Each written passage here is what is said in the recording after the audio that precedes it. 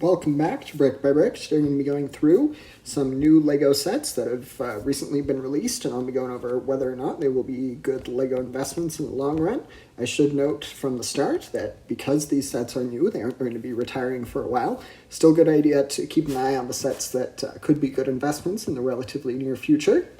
So we will start off with this Simpsons set. This is called the Krusty Burger, if I remember correctly. Yes, it is. And this set, I feel like this one is going to do fairly well. It's not quite as iconic as some of the other Simpsons sets we've had, but it is a pretty well-beloved theme that has got pretty loyal following. It also comes with a lot of great minifigures there. For reference, this is the Simpsons. This was, I believe, the first Simpsons set, aside from maybe the character packs to come out.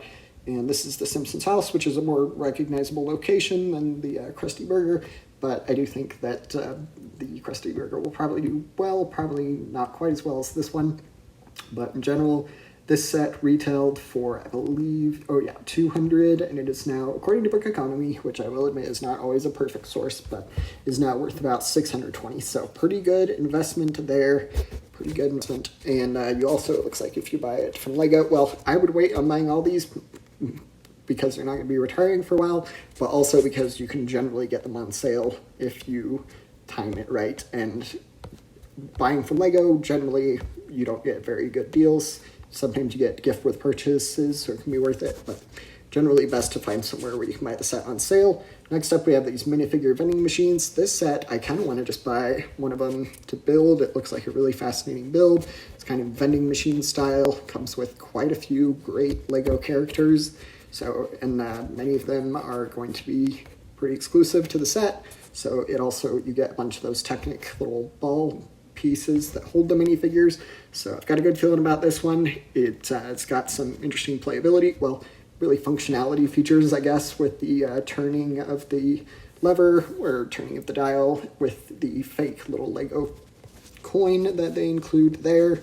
And there are the minifigures that are in the set. And as you can see, there's a little coin there that you just input on the top and then turn the crank. And it gives you a little ball filled with a minifigure. So I do think this one has got a good chance of doing pretty well. And then next up, we get to this Pixar set. This is a pretty well-known character from the Pixar franchise, so it could do well.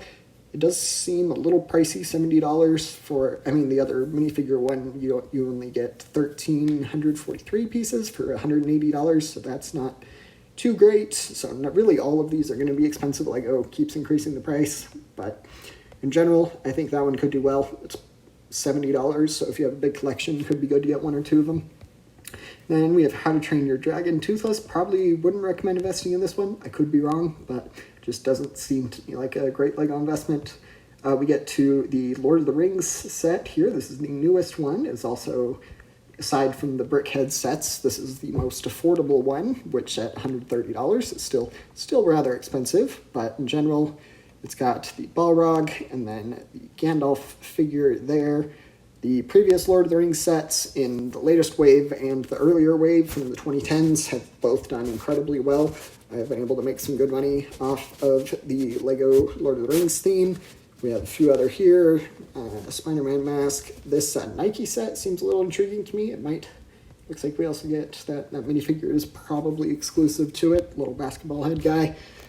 So this one could end up doing pretty well as a LEGO investment. It's got a cool little brand deal there between the two companies. We've got a few others. Jango Fett's class Starship. I think this, generally I'm a big fan of the Star Wars sets, especially the bigger, more collectible builds and recognizable ships and other builds, and this one definitely fulfills that quota. So we will stop there, but feel free to let me know if there's any other sets you'd like me to go over, and don't forget to like and subscribe. Thanks. Bye.